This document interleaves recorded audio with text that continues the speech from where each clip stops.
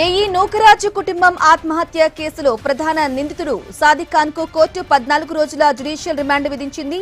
ఘటన జరిగిన నాటి నుంచి తప్పించుకు తిరుగుతున్న అతనిని ఉత్తరప్రదేశ్లోని మీరట్లో అరెస్టు చేసిన పోలీసులు సోమవారం కాకినాడకు తీసుకొచ్చి కోర్టులో హాజరుపరిచారు. సాదిక్ ఖాన్ వేధింపుల కారణంగానే నూకరాజు కుటుంబం బలవన్మరణానికి పాల్పడిందని కాకినాడ ఎస్పీ బిందు మాధవ్ స్పష్టం చేశారు.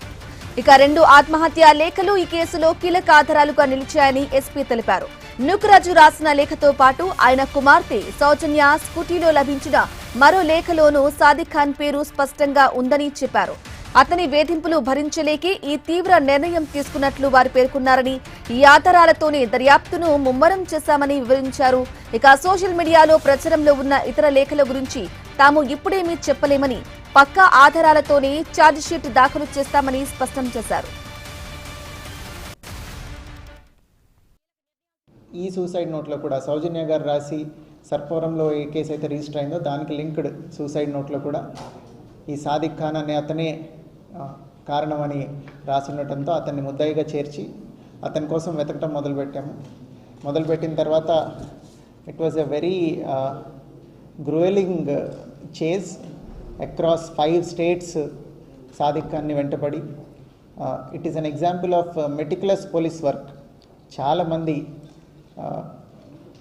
రాజమండ్రి డిస్ట్రిక్ట్ పోలీస్, అట్లానే Kakinada district police, east Godavari district police, అట్లానే కాకినాడ డిస్ట్రిక్ట్ పోలీస్ కంటిన్యూస్గా ఎఫర్ట్స్ పెట్టి more than 10 teams have been deployed రకరకాల ప్లేసెస్లో. ఒక చోట నుంచి ఒక చోటకి ఇతని మూవ్మెంట్ ట్రాక్ చేసుకుంటూ ఈ ముద్దాయిది ఫైనల్లీ అతన్ని మీరట్లో అరెస్ట్ చేయడం జరిగింది. మొన్న అరెస్ట్ చేసిన తర్వాత అక్కడ కోర్టులో ప్రొడ్యూస్ చేసి మీరట్లో మ్యాజిస్ట్రేట్ ముందర ప్రొడ్యూస్ చేసి ట్రాన్సిట్ వారెంట్తో ఇక్కడికి తీసుకురావడం జరిగింది. ఈ కేసులో ఇంకా ఫర్దర్గా ఇన్వెస్టిగేట్ చేసి ఎవిడెన్స్ పూర్తిగా గ్యాదర్ చేసిన తర్వాత we will charge sheet the case at the earliest. ఇక ఘటన అనంతరం సాదిక్ తన ఫోన్లను స్విచ్ ఆఫ్ చేసి పోలీసులకు చిక్కకుండా తప్పించుకునే ప్రయత్నం చేశాడు. అతనిని పట్టుకునేందుకు 10 ప్రత్యేక పోలీసు బృందాలను ఏర్పాటు చేసి 5 రాష్ట్రాల్లో ముమ్మరంగా గాలించారు. చివరకు మీరట్లోని అతడిని అదుపులోకి తీసుకున్నారు.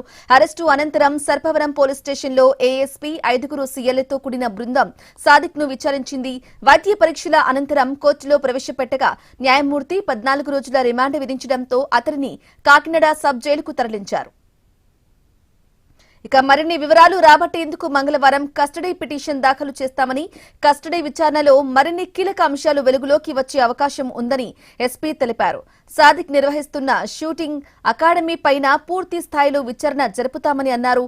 ఈ సందర్భంగా ప్రజలకు కీలక సూచన చేసిన ఎస్పీ వేధింపులు ఎదురైనప్పుడు ప్రాణాలు తీసుకునే బదులు ధైర్యంగా పోలీసులను ఆశ్రయించాలని కోరారు.